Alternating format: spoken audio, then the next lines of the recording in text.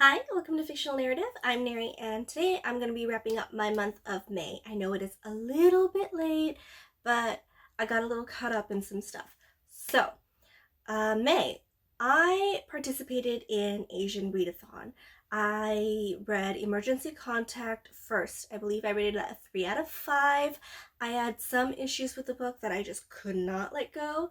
I did overall enjoy it. I have a whole review on it on my channel. The next book I read was The Miracles of the Namiya General Store. I loved this book. I thought it was going to be heartwarming. I was hoping that, because it's like an advice letter type of thing, that it wasn't going to be mean. The three delinquents that are answering the letters are a little bit mean, but they learn to be compassionate later on, so I thought that was really sweet. There was one part that I feel didn't really wrap up in the book for me, so I rated it a 4 out of 5. I'm generally a very lenient rater. I do have some critiques, but ultimately I do see the effort that's put forth in the book, so I do account that into my rating. The last book that I read for Asian Readathon is The Bride Test.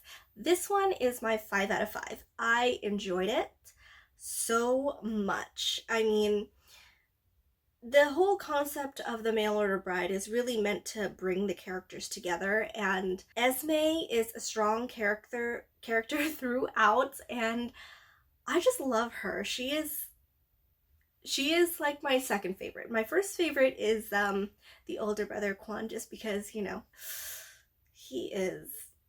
Plus, older sibling troubles, strife, I get it.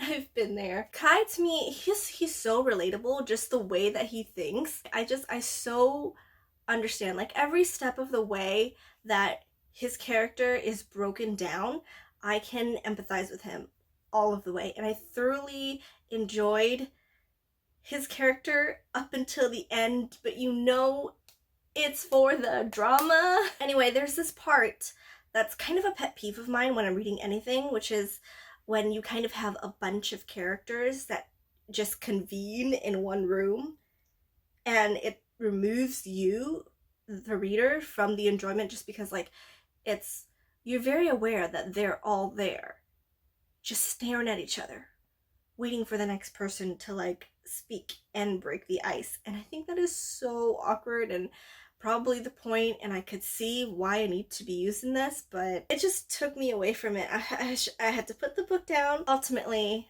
I got over it. The ending was amazing. So if I have any book to recommend out of anything that I read, if you're gonna read a romance, if you're gonna read a one-off, it is this book. So for the month of May, I was also supposed to read The Sinatra Club.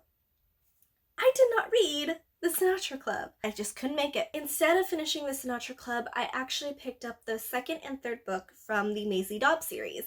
And if you're not familiar with the Maisie Dobbs series, it follows Maisie Dobbs, a detective in London after World War I. She was a nurse in the First World War, and now she's dealing a lot with the aftermath of the war in her daily life and the healing that they're doing as a country and how it ties into her job.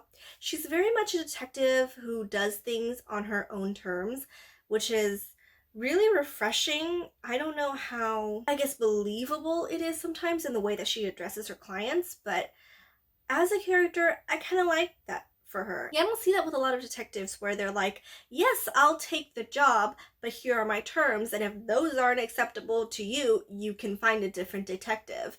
And knowing full well that she is well-equipped, well-educated to do what she does. I picked up the second book from Libby. I rated that a 5 out of 5 because it blew me away. I picked up the third one. That was a 4 out of 5 for me. There were kind of too many different elements at play for a clean storyline. But it is what it is. And I'm not going to delve too much into those because I kind of want to do a different series where I follow the research through the Maisie Dobbs series, because immediately when you pick up the series, you can just feel all of the research that goes into it. And I kind of want to blindly, as a reader, kind of go along with that. So I want to make a series out of that. So that was my month of May. So now we're talking about June. By the time this video comes out, it's going to be mid-June. I'm finishing the first book from the Vinyl Detective series. And a few days ago, I finished the book The Devil in the White City by Erik Larson. So I'm gonna go and continue on. I have a few books that I do want to add in and for sure finish this month. I'm focusing on my advanced reader copies. Here's the thing about the advanced reader copies. I used to work at a place that received advanced reader copies. So they would advise their employees, like, go ahead and take them. They're free. Obviously, you cannot sell them, but, you can read them and then you can help probably push these books. Well, I never got around to reading a lot of them. I have like 20 of them. So these are advanced reader copies, but these books are already out. So if I happen to name something that you were interested in, but you weren't like interested in buying, whatever the circumstances, once I do a wrap up for June, I'll probably picture these on my Instagram. Feel free to hop in my DMs. Tell me you want to give them a good home, because I don't know what to do with them at this point. So yesterday I rearranged my whole bookshelf to fit a more like rainbow theme to see how I would like it. I don't. It's atrocious. I also had to put like the books that are like bigger here because the shelves are bigger, and then down here are the smaller books, but that's neither here nor there. So I'm like kind of taking from the top shelves first. So the first advanced reader copy I am reading is The Confessions of Frannie Langton. When will I ever stop like waving a book around like it's a weapon? It's not a weapon, it's a book. This is about a servant and former slave, Frannie, who is indicted for the murder of her employer and his wife. And the settings move from a Jamaican sugar plantation to London. Big move, steeped in history, mystery vibes. I am already excited for it. The next of these books I'm gonna read is Westside. This one looks like it came out in May of last year. The Confessions of Frannie Langton came out also in May of last year. As you can see, I have a lot to get through. But this one is interesting to me. It takes place in Manhattan in 1921. I love when things have history. I love when things have mystery. Follows a young detective, and while she solves tiny mysteries, she kind of finds herself in a strange neighborhood, meeting strange people, and there's magic involved. So a lot of different cool elements that I can't wait to delve into. And finally, a book that I have borrowed from Libby and will be finishing this month also is Influenza, the 100-Year Hunt for the cure to the deadliest disease in history. That is a mouthful of a title. Yeah, so this has been kind of on my wait list, or I was on the wait list for it, excuse me, it didn't wait for me, but I've been waiting for it.